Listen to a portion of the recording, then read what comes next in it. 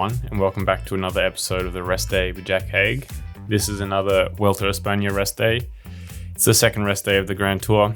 Again, I caught up with my teammate Torsten Tran and caught up with the guys in the kitchen truck after our dinner to answer some of the questions that you guys sent through on Discord. We're all a bit tired.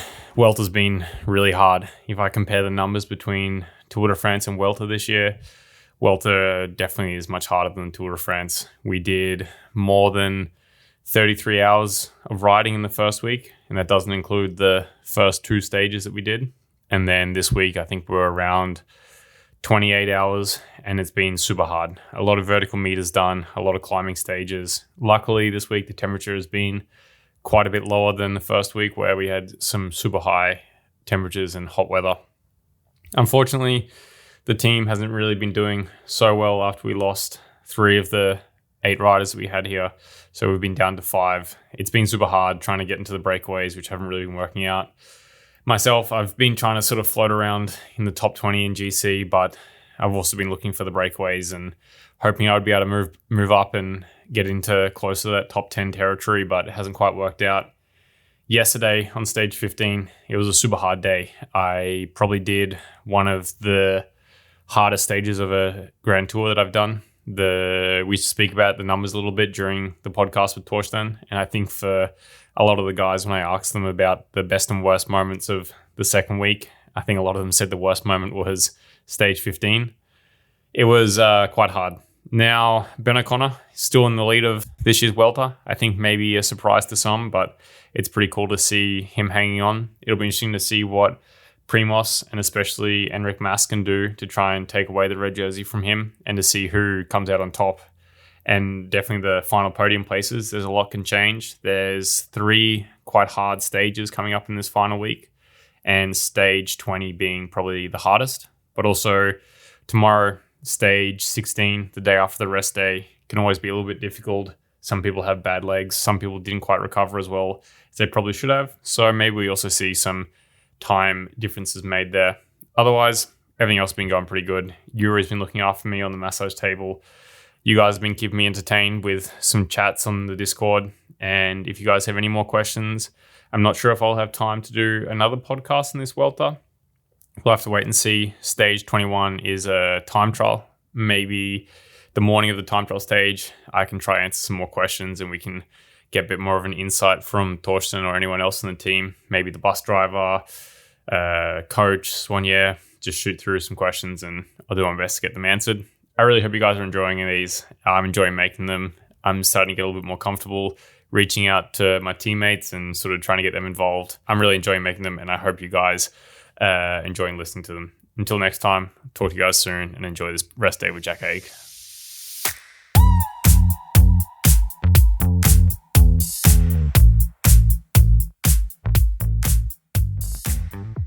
All right, Torsten Train, we're back. It's the second rest day of the Vuelta a España. We're a little bit more tired than the first rest day, but we didn't need to do a epic aeroplane flight to get here, which was quite nice. Firstly, how were you feeling and how was the week? Nice to be back. I am, like you said, pretty tired. The only positive, like we said, we didn't fly on the airplane. We also stayed in this hotel for 2 nights now, and we will stay 1 more night, which is really nice when you're starting to be this tired. To be honest, the week has been really long. We had to go through the stages just before it, just to remember what happened, because, we can't really remember now.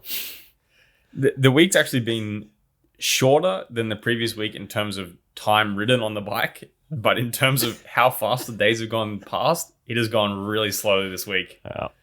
And we are currently in Oviedo, Yep. in Asturias. Like you said, we've been in the same hotel now for 2 nights and we stay tonight, making it 3, which is quite nice, meaning we don't need to pack our suitcases and move hotel rooms and you get to familiarize yourself with the hotel. But unfortunately today, it was actually raining. Yeah, it was raining.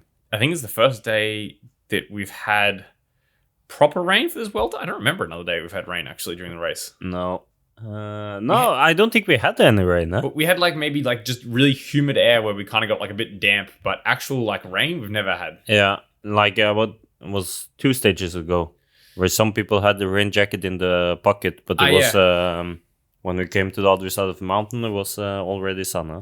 Yeah, we never actually got rained on. So today on the rest day, we did a bit of a split program for training. We had, well, we only have 5 guys in the team. So it went, 3 of us went and rode outside in the rain, which was you, Yasha, and myself. And then Fran and Camel decided to use the home trainers and ride inside. It was raining the whole ride, but it was kind of pleasant. It wasn't so cold outside. Oh, it was like 20 degrees. It was actually quite nice. Small group. Yeah. Enjoying not being racing hard, I would say. Yeah, it's also just nice to get out of the hotel sometimes because like the rest day can sometimes feel like quite a long day, but also a very short day at the same time. So it was nice to get outside and breathe some fresh air. Not that we could see a whole lot. It was quite grey and cloudy and wet. But maybe to go back to the day after the previous rest day. Yeah. The team didn't have the best performance.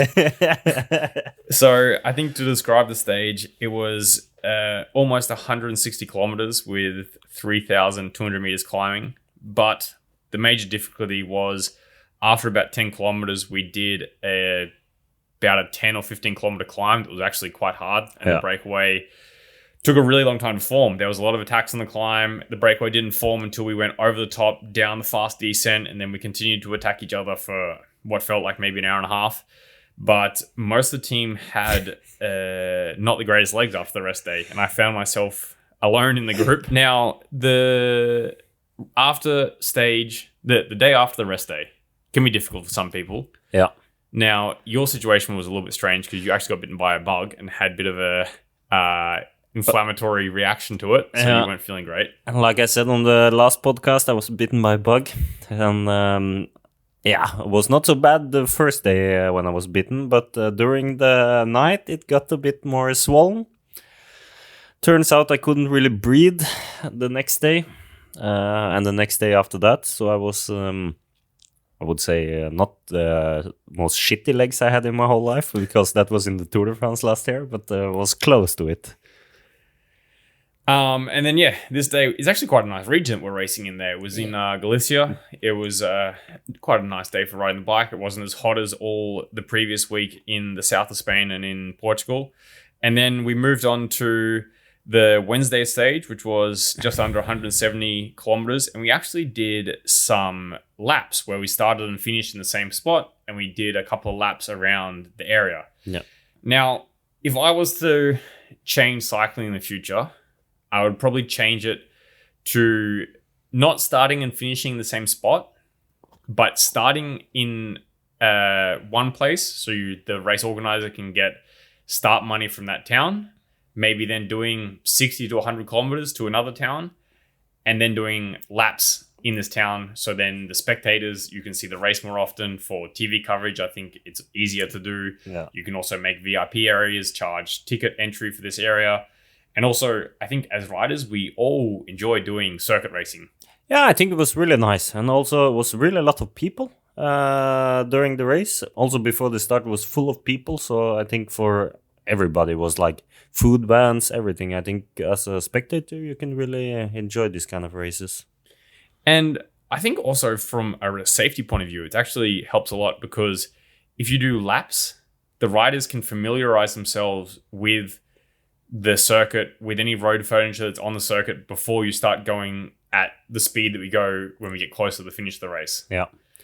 On this day, we saw Primoz actually take a little bit of time on Ben O'Connor. Yeah. The breakaway won the stage with Eddie Dunbar, but Bora did a bit of a lead out on this quite short but very steep climb before we descended down to the finish, and he took a little bit of time on Ben O'Connor there. Now, the day after that was a bit of a undulating day that had the breakaway win again. Yeah. And it was the first stage win from Pablo from Kern Farmer. Really impressive. Yeah, super impressive stage win, actually, because he was up against Marc Soler and a couple of other really strong guys that were there. And in the peloton, not a whole lot happened. It was quite a fast climb, and everyone just kind of looked at each other and didn't do a whole lot. Yeah. It was also quite impressive for Pablo because it was not the steepest climb, and still he managed to be solo at the end. Huh? Yeah, I think it was when you end up in these kind of climbs, it becomes a bit more of a strategic play because there's such a big benefit on the wheel because we're going so fast. Yeah. That you get a draft, and when you're in the breakaway like this, I think you just need to really time your attack at the right moment so that everyone hesitates for a little bit, and then once you get that 20, 50 meter gap, it actually becomes quite hard to close. Now, the day after this day, we finished on a really steep climb. Again, Ben O'Connor lost a little bit more of time. And this was the day where people had rain jackets, but it never ended up actually raining. That was the day after. Because this was the stage Woodsy won, no? Yeah. Yeah. But we had the rain jacket when Caden won. No, also this day. Because remember, so before we get too far ahead of ourselves here, this was the day where we needed to get in the cars to get to the team buses. Yeah, that's true. Okay, we had the rain jacket there. No, we personally didn't, but some I noticed Quickstep had rain jackets, which made me a little bit nervous. Yeah. But it was the day that Brendan McNulty crashed on the downhill with Jay Vine. Yeah. Luckily, Brendan's okay because it was a pretty nasty crash. And Mike Woods won the stage. Yeah, this was a really shitty finish because we had to go 30 kilometers to the bus. Yeah, so basically to talk you through it, we did one climb, then we descended down the other side, and then we did this dragging uphill valley before we then did 5 kilometers quite steep to the finish. Yeah. The problem was there was nowhere really to park the buses. Yeah. So the buses were parked at the bottom of the second climb. Yeah. Which meant that we, after the finish, got the rain jacket or jacket, got some drinks from the soigneurs at the top, rode down, and then to get to the bus, we would need to then ride back over this second last climb and then descend back down to the bus. And after doing almost 180 kilometers and 3,500 meters of climbing, the idea of doing an extra 30 kilometers and climbing back over another mountain is not very appealing. So most teams, and our team, we had a car parked at the bottom of the second last climb. We put the bikes on the roof, and then the riders got in the car. We drove half an hour over a mountain, got to the bus, and then did the usual post-race shower and etc. on the bus. Yeah, and I would say in our car, it was me, Jack in front. We were tired. Yeah, we were very tired actually after this day. This was actually quite a hard day. Yeah. But yeah, that was also one of those weird things you end up doing. And you're like, wow, how is this organized? And like, this is such a nightmare because not only do you have to deal with all the riders from the race, but there's also all the spectators and all the camper vans and this that are also trying to leave. And yeah, it becomes a bit of a nightmare. Yeah, I remember when we passed Alias, our famous bus driver, and I was thinking, it's so far ahead, far back to Alias now. Because yeah, during the stage, we rode past the team buses before doing the second last climb. Then the next day, 200 kilometers, which I think is the longest stage of this year's Vuelta, which is nice to know that's behind us. And this stage was a relatively easy start. We tried incredibly hard to get in the breakaway. Yeah. But Visma were very intent on controlling the day. Which was really impressive, I would say. I agree. This was one of the stages where I think it could have been a lot easier just to put Wout in the breakaway. Yeah. And the breakaway would have won, and Wout probably would have won the stage. But they were very keen on bringing it back together for a sprint. We actually did quite a long climb. I think it was maybe 20 kilometers. Yeah, something like this. I remember at one point I was in the back, or not in the back, really in the back. We was going down a downhill. And then there was somebody make a gap in the peloton, and we couldn't close it. Yes. It was 15, 20 guys going around trying to close it. We couldn't close the gap. So basically, we just did this dragging uphill for almost 100 kilometers, and then you did like dragging downhill for like 50 kilometers, and then you did this 25 kilometer climb, and then 15 kilometer descent to the finish. So you had about 50 kilometers, a slight downhill, and we did, I think we averaged 47 kilometers an hour until the bottom of the, like for 150 kilometers. Stupid fast day. It was super fast day. Super, super fast day. I think we did 200 kilometers in just over 4 hours, 10 or 4 hours, something like this, huh? Super fast. But anyway, this 25 kilometer climb, Visma controlled basically the whole way. Yep. And it wasn't easy. No, I was really impressed also with Oitebrooks because he was pulling full gas. And I was thinking, it's going pretty fast. And then the next day he had COVID, so he went home. So it was like, both him and Steven Kreuzvik did most of the work, but it was a bit demoralizing at one point. I think with maybe like 3 or 4 kilometers to go, I looked across and I saw Caden Groves next to me, and I was like, I'm not going that easy right now, and Caden's still here. But it's incredible how some of the sprinters climb when they get a sniff of a stage win. Even Pavel Bidner from DSM was there. Caden was there. Wout was there. Also Primoz had a flat tire going down the downhill, and he swapped bikes with Danny Martinez. Yeah, really impressive. Yeah, that was quite impressive that they all got back on, because it was quite a fast downhill, and Caden actually won the stage. Yeah, which was impressive and quite disappointing for Visma, because they'd worked the whole day. Yeah. I think Robert Gessing posted a photo of his training peaks with some pretty impressive numbers, because he was on the front for most of the day.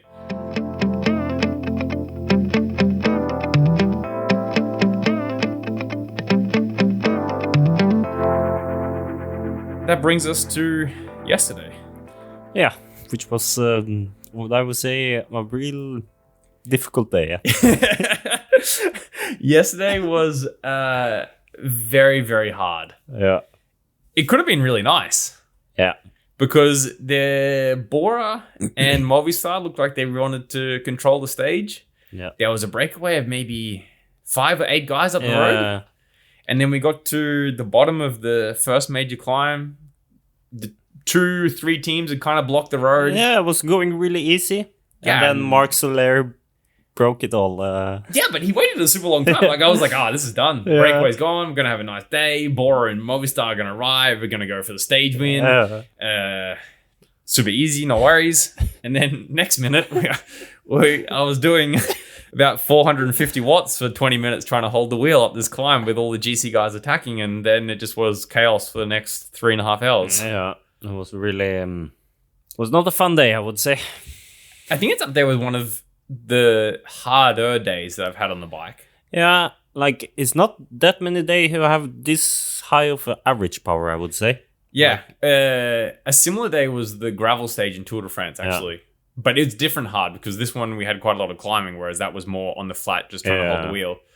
But I think to put it in perspective, I don't even know where I finished on the stage, but I was nowhere near the front. It was 10 minutes behind or something. Yeah, 10 minutes behind. I spent a lot of the day attacking, trying to be in the breakaway. And I think for about 4 hours, I averaged like 330 watts and normalized like 370. Yeah. Which doesn't happen very often, I'll tell you that. So that led to a lot of tired bodies today.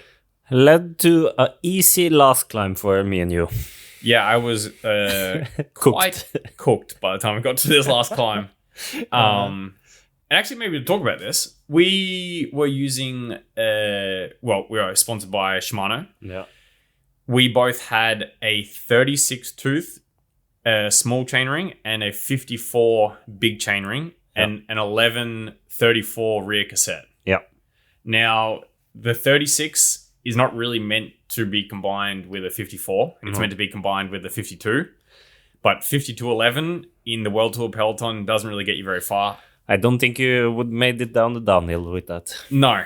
So we actually have a bit of this problem where it doesn't shift very easily between the 2 chain rings, but we need this gear because the last climb was super steep. Yeah. And we saw Primoz change his bike. Yeah.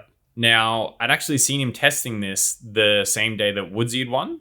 Oh, he tested. He also... No, but outside the bus before the start of the stage, I saw him testing this bike. Yeah. And I think he was planning to do it on the stage Woodsy won. Yeah. But they didn't end up doing it because Movistar rode. But they changed it on Sunday stage. And then he got a 20-second time penalty for drafting the car to get back to the group because we were going quite fast. Yeah. Do you agree with this 20-second penalty?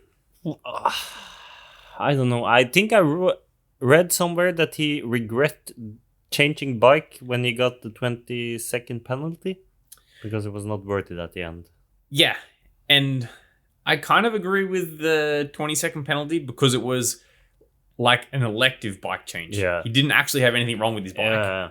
Because if you have an actual mechanical, I think you should be allowed to draft your car to get back if you had a flat tire or you had some kind of mechanical. But because he just elected to change bikes because he thought it was going to be better for his performance. Yeah. And from looking and seeing on Twitter, I think he was actually behind the car for quite a long time. Yeah. So I think he probably maybe deserved that 20-second penalty. Yeah. But I'm kind of think that it still should be there if you had an actual mechanical. Yeah. I think if he had an actual mechanical, I don't think he would have get the 20 seconds. But he's also quite famous for changing bikes. It's not the first time he do this. No, exactly. In the Giro last year, he changed the bike a couple times for this easier gear. Because not only do you get an easier gear, but you also get a lighter bike. Yeah. So he does this for this purpose. Because I know also on some of the stages, the Visma guys, they seem to be the team that uses the one by SRAM setup the most compared to other SRAM sponsored teams. I see Bora sometimes using it all, but not as much as Visma is Yeah, using and I it. don't see the Trek guys using it so much. I see maybe Mads Pedersen use it, but this is like really sprint stages. But the and Skelmos sometimes also, I see. Yeah, but the Visma guys use it quite a bit, actually. I'm guessing it's also quite a hassle for the mechanics, I would say. Yeah, but talking with the Visma guys, I think it means they can get their Cervelo S5s, so their aero bike, down really close to the weight limit. Yeah. So if it's a relatively fast but climbing stage. But this is also like the question with the S-Works bike, because it's at the end lighter than the Specialized. Yeah. Which make it quite light already. I think it's already like 6.9 kilos or whatever. But they also don't have the option like in our team or in Visma where they have both a climbing bike and a aero bike.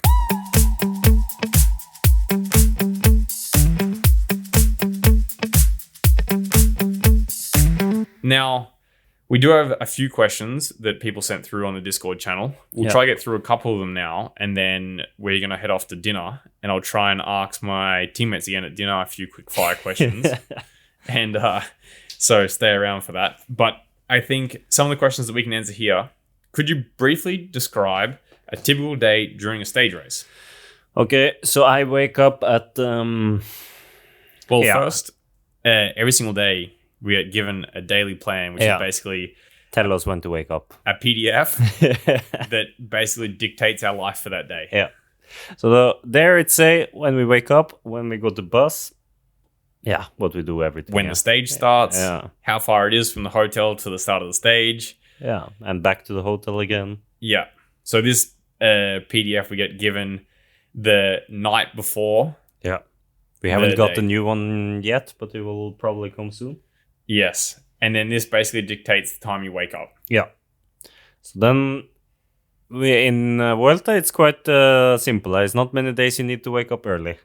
No, it's quite nice compared to other Grand Tours. The Giro can be pretty bad sometimes. And also this year in Tour de France, we had a few early mornings. But here, most of the time, I set my alarm for 9:30 or 10 o'clock. Yeah, which make also quite a hustle because you have to also wait quite a long time to eat your meal. Because normally we treat 3 hours before the start. Which makes when I wake up then 8:30 like I do every morning. It's sometimes 2 hours till we have this meal before the start, which can be, a long time in bed. I'm quite lucky. I've actually managed to sleep a lot in this Vuelta, which is really nice. And we might get onto this sleeping later on in the podcast, like some of the guys, the average hours slept. Yeah. But yeah, we then do breakfast in the kitchen truck. Yeah. 3 hours before the start of the race. So depending on when and how far away the start of the race is from the hotel will determine whether we have this and then we need to go directly to the bus, or whether you go back to the hotel, you brush your teeth, pack your bag, whatever. Yeah. Then we sit in the bus from anywhere between 15 minutes to 1 hour and a half. Yeah. And then basically in this bus ride, you chill, you look at Twitter, X, look at Instagram, maybe read a book. Instagram Reels. Yeah. And then you pass the time. And then as soon as we arrive, generally it's straight into a stage briefing, which is given by the race director. And on the stage briefing, it's normally a PowerPoint slideshow describing briefly about the day. Yeah, the day, any critical points. We look at the stage profile. We look at a few street view images of maybe some certain points. We check the wind direction. Race tactics. Exactly. Then we go into race tactics. And then after this, it's normally team presentation.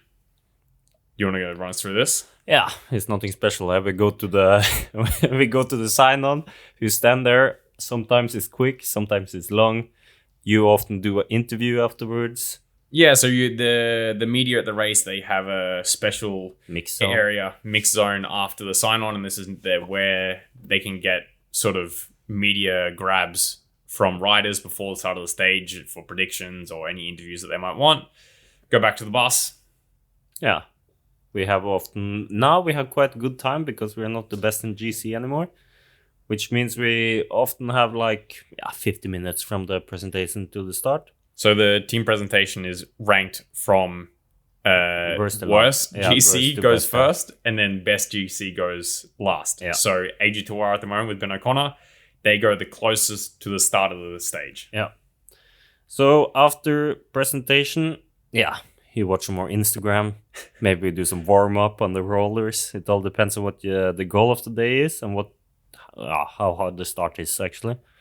Then we go to the start, do the neutral, which is anywhere from 3 to 10 kilometers. We also forgot a critical point. We forgot the suitcases. The suitcases, yeah. So the suitcases, depending on the PDF, either comes before or after you go to the kitchen truck. Yeah. Because then the suitcases go into a big crafter, like Volkswagen crafter van, that then go directly to the next hotel. Yeah. Anyway, sorry. Yeah. Start of the race. I always put my suitcase, as long as I finish with the coffee, I put it straight out and I finish with it. Yeah. Do the race. Race is anywhere between 4 and 5 hours. Yeah. Get straight back to the bus. Shower. Recovery meal. Yeah. Recovery meal is normally between 80 and 120 grams of carbohydrate, depending on what the race is. Anywhere, think from milk rice, porridge, pasta, risotto, pancakes. Yeah, you can kind of choose what you want. That's pre-made by the chef. Yep. Then transfer back to the hotel. Which is anywhere from 10 minutes to 1.5 hours. Then basically you get to the hotel. You get your room key. Yeah. Go to your room, unzip your suitcase. Basically go directly to massage. And directly to dinner. Yeah, massage is about an hour. And then you basically go from massage, maybe take a quick shower, wash the oil off the legs, dinner.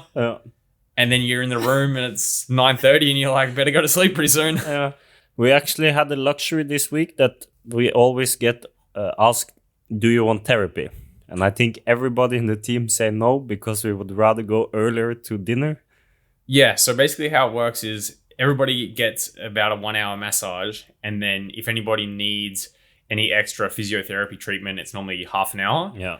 But that also means you need to wait an extra half an hour to go to dinner. And then you have an extra half an hour later that you arrive back to your room before you can go to bed. Yeah. And also you are probably alone on dinner, which is always maybe not the nicest. Exactly. So that's pretty much a typical day. It goes past really fast. I hardly feel like I've had any time to just look at stuff or be in the hotel room. Today was the first day I watched YouTube in, I don't know, 2 weeks or whatever.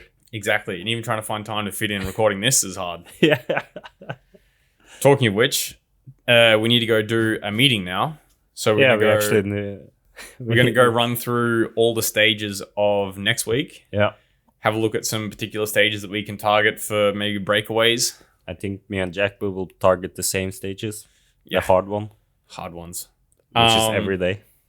So let's re-catch up with this podcast in the kitchen truck after the meeting, and I can go through a few more questions with some of the other guys. Yeah.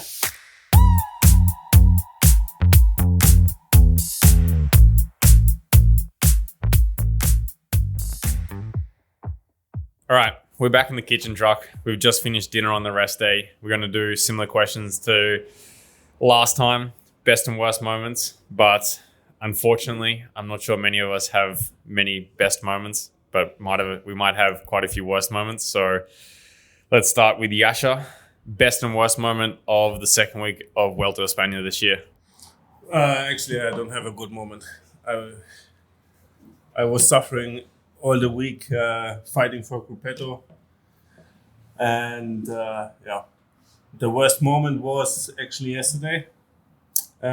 Stage 15 on the last climb. when I was with a group of 20 guys, Kamil was also inside, and Wout van Aert. And yeah, we just rotating. And once we hit the last climb, he was pulling in the front.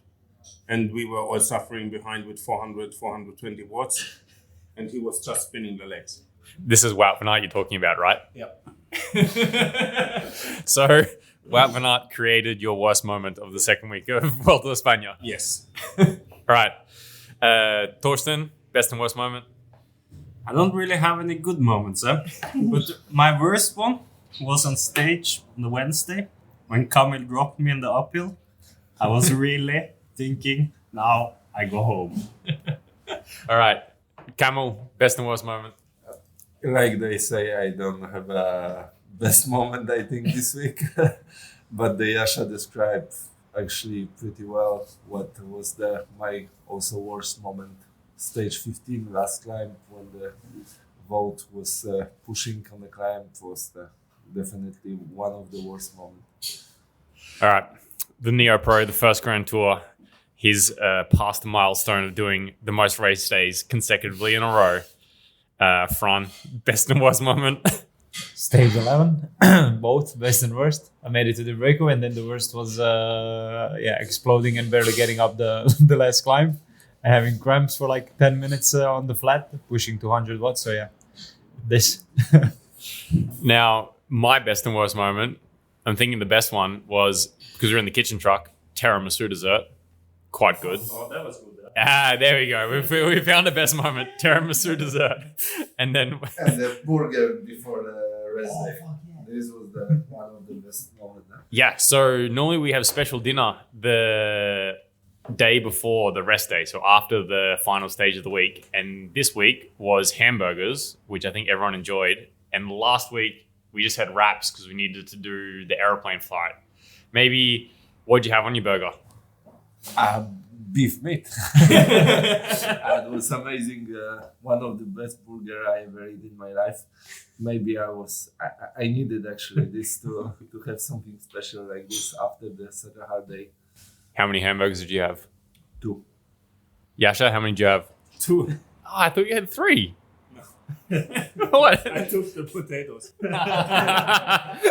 You couldn't do the 3 hamburgers. I could, but I was like, maybe something on the side would be nice, so I take the pomfrets also.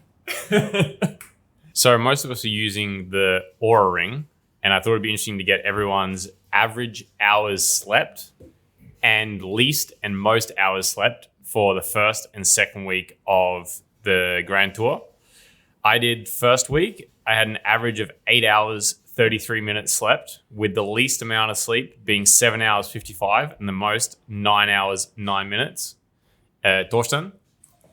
I had in average the first week 7 hours 26 minutes. The least was 6 hours 44 minutes, and the most was 8 hours and 1 minute. Yasha, you have the data? I have average sleep hours only. First week 7 hours 23. Second week 7 hours 27. Fran? First week I did 8 hours 3 minutes. Second week I did 7:55, and this is the least is in the second week is 7 hours. Is the least amount slept, and the most amount slept is 9 hours and 30 minutes. Jesus. And Camel uses the Garmin watch, so his day is a little bit different. But do you have the average hours slept for first and second week? Yes, exactly. It's almost the same. 8 hours 42 minutes, and second week 8 hours 43 minutes. I think I maybe have the most hours slept. I did 9 hours and 39 minutes in the second week of an average of 8 hours 57. I have second week 8 hours 16 minutes, and the most I slept was 9 hours and 31 minutes. So pretty much on average, most of us are getting 8.5 hours. It's not bad. All right, we've got a question here regarding the musettes and biddens that we take from the side of the road. And the question is, how much does missing a bidden or musette affect a rider's performance? And what happens if a domestique misses the feed? And how does it impact their race strategy and the leaders, especially without immediate team car support? Now, Yasha is one of the domestiques here, so maybe he can answer this. Actually, I would like to compare the past with nowadays, because in the past was more difficult if you miss a bottle, because we didn't have so many feed points. Nowadays, we have so many feed points that actually, if you miss one, within the next 20-30 minutes, you have another bottle point. So it doesn't really matter. But if you miss that one also, and the leaders needed emergency, the domestiques or the helpers, like me, we go to the car and bring it to them. So yeah, that's basically it. Yeah, it's actually changed a lot since the past, where in the past we would go back to the cars a lot more, whereas now, maybe how many times do you think you've gone back to the car this race to get bottles? The first week is maybe a little bit different because it was so hot, but now in the second week? Second week, maybe one time. Yeah. And when I got dropped, I take it from the car. So. Yeah, so it's much different now compared to the past. All right, another question is, do teams strategically attack in the feed zones? And maybe Torsten can answer this question. Fran is a bit angry because I attacked him on the feed zone, so he couldn't get the bottle yesterday. But since it's not an official feed zone anymore, I don't think anybody cares about feeding. And there's so many people on the road, nobody gives a shit. Yeah, so again, it's pretty similar to the other question. It's changed a lot now. There's not really official feed zones, and now we have so many points on the side of the road that the bottles contain carbohydrates in them, and then we normally attach gels to these bottles as well. So if you miss the official feed zone, you're never really running out of too much food. So someone was also asking about whether the riders and staff can do betting on the races that we're in. I'm pretty sure we're not allowed to do it because it's be insider knowledge, insider trading, insider betting, whatever it's called. But Torsten, you actually have an interesting story about someone placing a bet on their son. Yeah. As many probably know, Tobias Foss was maybe a bit surprising winner of the Worlds in 2022 on the TT. And his father actually placed a bet in Norway. It was around 50 euros, and he got paid out 500 or something like this.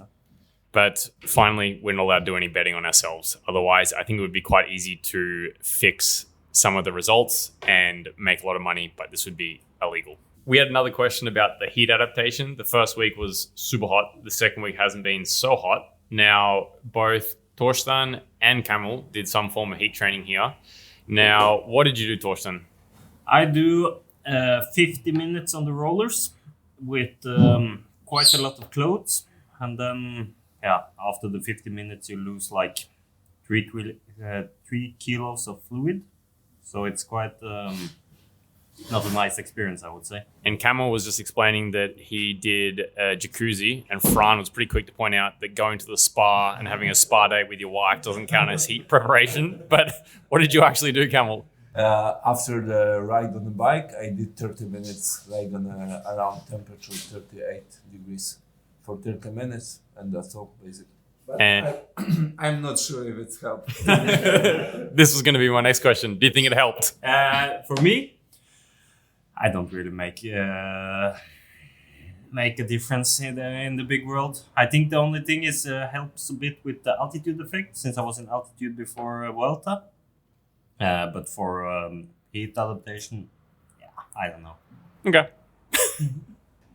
One last thing before we finish this podcast. Torsten has a special shout out to a special teammate of ours. We don't see very often, but he's in our minds all the time. Sergio too. I hope really you have a nice dinner, and we had talked about maybe one time you will come on the podcast.